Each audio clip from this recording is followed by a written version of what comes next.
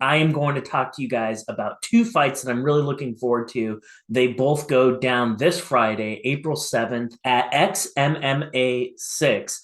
This is a relatively new promotion. I've been to actually one of their events before. What I like so much about them is they put on really good, exciting fights that comprise of a lot of like name guys.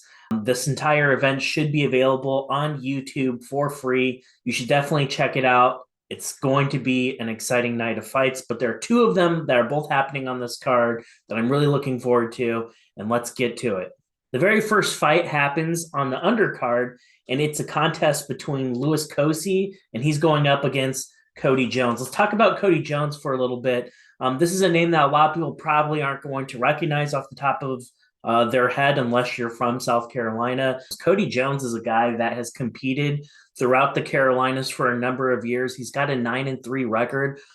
If you're not from the Carolinas, you're probably not going to know a whole lot about him. But from what I can tell you is this guy has jiu-jitsu in his back pocket. A lot of his success in MMA has come getting submissions off of guys on the ground. He may not have the name recognition. He may not have a blue check mark next to his name.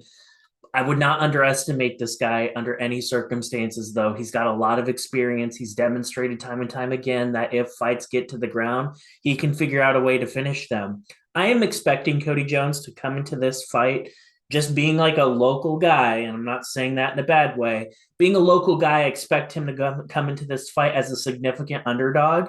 I am expecting not a lot of people outside of the Carolinas to give him much of a chance at winning this fight against Louis Cose. But I'm telling you, this is a fight that I have circled because of just how good Cody Jones has been in the past and what he's been able to demonstrate. I did watch Cody Jones compete in a prior XMMA card. From what I saw, I liked what I saw. I think he's a high level guy. I think he just needs to have an opportunity. If he can get a win over Louis Cose, that certainly would do that. So don't sleep on Cody Jones. I think he's a good prospect. I want to see more of him. It's a compelling fight. Louis Cose, he shouldn't need much of an introduction. He did compete in the UFC, 7-2 record. He has a brief layoff in the UFC. It's a 2-year layoff. He comes back and he fights Trevin Giles, and who's one of the best fighters in the UFC in that weight class.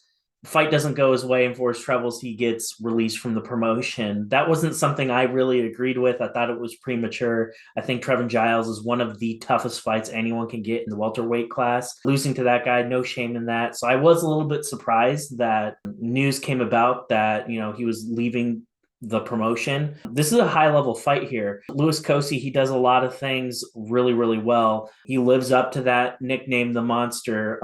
In all of his 7 career victories, all of them have come by knockout. I don't expect this fight to go the distance.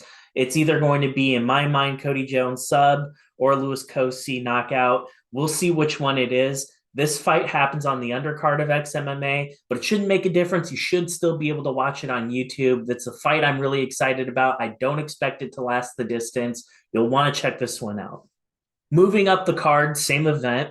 Michael Dufort goes up against Luis Pena.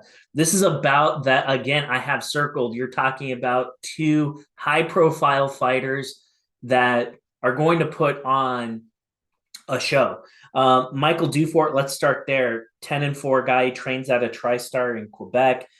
He competed on the PFL Challenger Series in 2022. He won that fight by rear naked choke. He doesn't get picked up. He goes overseas. He beats a top French prospect, and now he's back. There's a lot of things about Michael Dufort that I really like to see. His submissions are top notch. He has a dangerous rear naked choke, and 40% of his career victories to date have come by way of that submission. That's a fun fact for you guys. This is a type of guy you do not want to have him on your back exactly for that reason. But he could do other things really good too. I like everything that I've seen from Michael Dufort. He's a good striker. I think he's smart. I think he's intelligent. I think he's athletic. I don't think he should be fighting on a regional promotion at all, though. I think it's only going to be a matter of time before you see Dufort compete in PFL compete in Bellator or even the UFC. I don't think it's outside the realm of possibility. He's a very special fighter. So we'll see what happens. But he's going up against Luis Pena. Pena is a guy that competed for a few years in the UFC. Pena has wins over Damir Ferhat Begovic. He's got wins over Steven Peterson, Steven Garcia. So you're talking about a guy that is no slouch at all. He's been very active since his release from the UFC. He's been competing in the kickboxing and boxing circuits. His MMA record since his UFC release is 1-2. I think we need to dig a little bit deeper if we're going to ask ourselves why that is. He loses a split decision against Will Brooks, who is one of the top guys that isn't signed to a major promotion. It was a split decision, so it really could have gone either way. After that, but he competed multiple times on the same night. It was like a kickboxing fight, and then it was an MMA fight. I think that's like kind of like an important disclaimer. Luis Pena, he does a lot of things that really stand out to me. Very good wrestler. That's one of the things that I think he does very, very well. But he's also a very good striker. His size always surprised me. I always forget how big he is, and I can't believe he can make 155 pounds. He's very, very tall, very, very rangy. So I'm curious to see what's going to happen for this one. I think both these guys are very high level. I do think it goes the distance, though. I think both these guys are really close. I just have a hard time envisioning one guy stopping the other. I think it's going to be a very close chess match. We'll see what happens. I'm excited for this fight, though. You're going to be treated to a high level MMA bout for free on YouTube. You should definitely check that out. I think the winner of this fight deserves an opportunity. Bellator, PFL, or even the UFC. This is the type of bout where whoever wins this one gets that opportunity in my mind. So we'll see what happens.